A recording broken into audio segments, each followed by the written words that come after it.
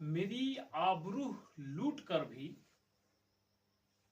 उनका दिल भरा नहीं है। मेरी आबरू लूट कर भी उनका दिल भरा नहीं है। मेरी आंखें भी निकाल ली उसने, उनमें शर्म जरा नहीं है। और बेटी पैदा किया तो उसकी हिफाजत भी खुद ही करो। मेरी खंडित लाश इसका सबूत है, ये मेरा झूठा मशवरा नहीं है। नमस्कार, आदाब, सत श्री अकाल। मैं हूं समीर आयोग और आप देख रहे हैं रियल स्टोरी। आज की जो सच्ची घटना मैं आपको बताने जा रहा हूं, एक घटना है उत्तर प्रदेश के अयोध्या की। दोस्तों, ये जो अयोध्या में घटना हुई है, ये हमारे मानव समाज के लिए इतनी शर्मसार करने वाली घटना है कि 22 साल की लड़की की जो हाल किया गया है, आज तक के इतिहास में रेप कांडों में जो भी कांड सबसे बड़े हुए होंगे, यानी जो निर्भया का कांड दिल्ली में हुआ था, कहीं उससे भी दर्दनाक इस बच्ची के साथ ये जो घटना हुई है, ये आपको एकदम झकझोर देगी, आपका दिल दहल जाएगा। जिस अवस्था में उस लड़की की लाश पुलिस को बरामद हुई है, कहने को ये भी बताई उसकी भाभी ने कि जब उसका शव देखा तो वो बेहोश हो गई। आप सोच सकते हैं कि किस दशा में उसका वो शव होगा।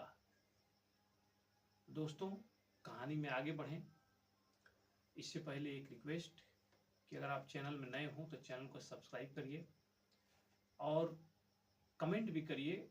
हमारी कहानी अच्छी लगी तो लाइक करें और कमेंट करें ताकि हमारा हौसला अफजाई हो और ऐसी घटनाओं को आपको जागरूक करने के लिए आप लोगों के बीच लाने का प्रयास करें। तो चलिए आगे बढ़ते हैं कहानी की तरफ। ये घटना दरअसल 30 जनवरी की है। 30 जनवरी 2025 को एक लड़की अपने घर से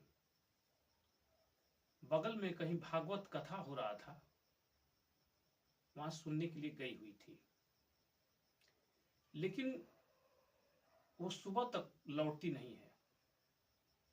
घर के लोग जब सुबह होती है तो उसे ढूंढना पूछना पता करते हैं, तो उसका कुछ पता नहीं चलता, क्योंकि वो जो लड़की थी वो 4 बहनें हैं और 4 बहनों में तीसरे नंबर की बहन थी जिसकी उम्र 22 साल थी। उम्र तो उसकी 22 साल थी, लेकिन वो नॉर्मल सेंस की लड़की नहीं थी, यानी वो होशियार नहीं थी, चालाक नहीं थी, एक मंद बुद्धि भी नहीं कहा जा सकता, लेकिन वो इस तरह के स्तर में थी कि उसको बहुत होशियार नहीं कहा जा सकता।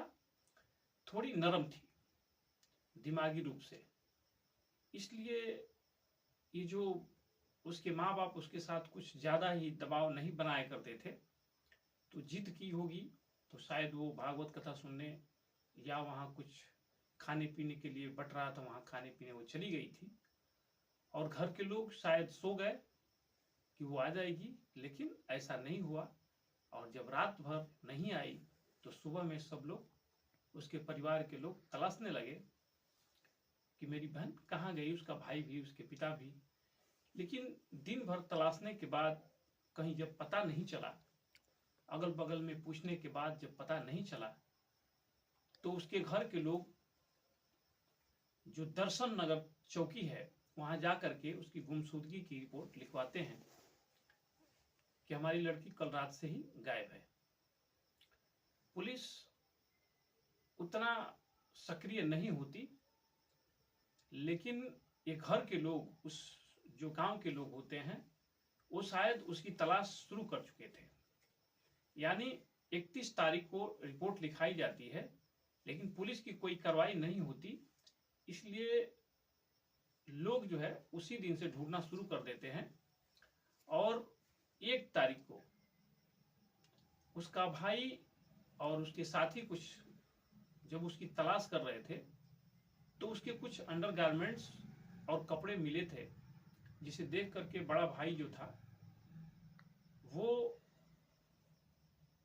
पहचान गया और कहा कि नहीं, ये मेरी बहन का ही कपड़ा है। और वो घर आकर बताया तो सारे लोग फिर थोड़ा सा मेहनत करके ढूंढने लगे, जबकि वो कपड़े जो मिले थे वो खून में लथपथ थे, खून में लगे हुए सने हुए थे। तो इनको आशंका होने लगी कि कहीं ना कहीं मेरी बहन के साथ कुछ अनहोनी हो गई है।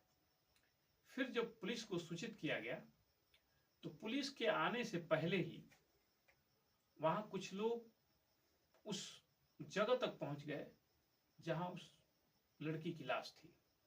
यानी उस घर से, उन लोगों के घर से 500 मीटर दूरी पर एक नाले के, बड़ा सा नाला है, वहीं जो है उसकी लाश पड़ी थी और उसके तन पर एक भी कपड़ा नहीं था।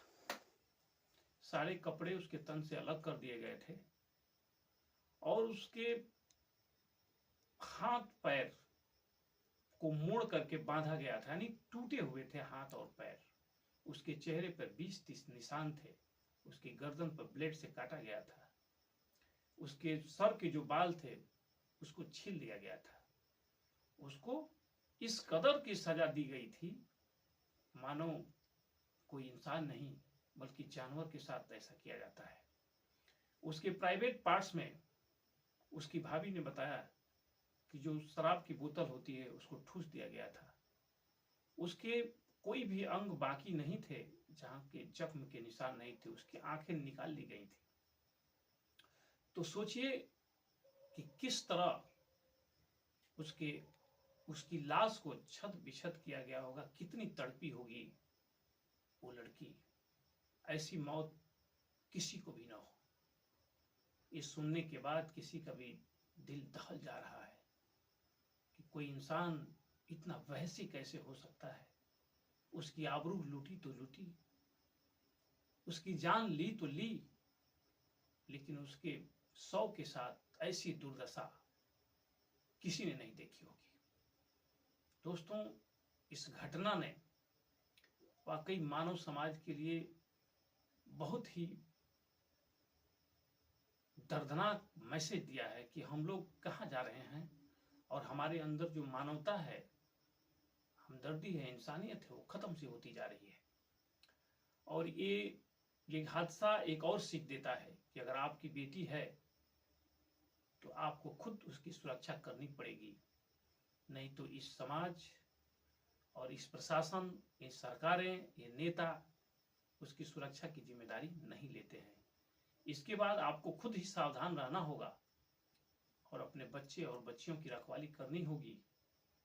इन दरिंदों से बचाना होगा, नहीं तो कोई उनको बचा नहीं सकता है। घटना होने के बाद पुलिस आएगी और जो आरोपी गिरफ्तार किए गए हैं उनको आरोपी बता करके पुलिस ने गिरफ्तार कर लिया है। दिग्विजय सिंह और हरिराम कोरी और विजय साहू, ये तीनों मजदूर हैं, उसी गांव के रहने वाले हैं। पुलिस ने इनको गिरफ्तार कर लिया है और पुलिस का कहना है इन लोगों ने शराब के नशे में उसके साथ ऐसा किया है। उन लोगों ने जुल्म भी कबूल कर लिया है। लेकिन ये जो इनके घर वाले हैं, इनकी माँ, इनकी बेटियां, इनकी बहनें बिलख रही हैं और कैमरे पे चिल्ला रही हैं कि मेरा भाई बेगुनाह है, मेरा पति बेगुनाह है, इसको फंसाया गया है, ये लोग शरीफ लड़के हैं और इनको जो है पुलिस जबरदस्ती उठा के ले गई है। ऐसा ये लोग नहीं कर सकते। लेकिन कोर्ट में ये मामला जब जाएगा तो पुलिस क्या सबूत पेश कर पाएगी, इनको सजा दिला पाएगी, क्या ये असली हत्यारे हैं या माहौल को शांत करने के लिए उन्हें गिरफ्तार किया गया है, इस बात का कोई अभी पक्का सबूत नहीं मिल पाया है। पोस्टमार्टम रिपोर्ट के बाद ही ये सारी चीजें शामिल होंगी और फिर जो भी सजा होगी, जो भी दोषी होगा, लेकिन शायद ये दोषी हैं कि नहीं हैं ये कोर्ट में पता चलेगा। लेकिन दोस्तों, आप लोग एकदम जागरूक रहिए, सतर्क रहिए, क्योंकि ये पुलिस प्रशासन, ये नेता सिर्फ आपकी सुरक्षा की बात जरूर करते हैं, लेकिन कोई किसी की सुरक्षा की गारंटी नहीं लेता। हादसा होने के बाद भी बहुत धीमी गति से पुलिस कार्रवाई करती है, तब तक ऐसी घटनाएं हो जाती हैं। अगर त्वरित कार्रवाई हो तो शायद कुछ लोगों को बचाया जा सके, लेकिन इसमें कुछ कहीं कहीं प्रशासन की लापरवाही हो जाने की वजह से भी जानें चली जाती हैं, मौके वारदात पे नहीं पहुंच पाने की वजह से हो जाता है। तो इसलिए हमारा कहना यही है कि आप सतर्क रहिए, जागरूक रहिए और अपना ख्याल रखिए, क्योंकि ये माहौल जो आज का समय का है, एक से एक दरिंदे हैं, किसी का खून कर देंगे, किसी का रेप कर देंगे। इनसे अपने आप को बचा के रखना है। चलिए, सजग रहिए, सावधान रहिए, अपना ख्याल रखिए। सत्य में जयते।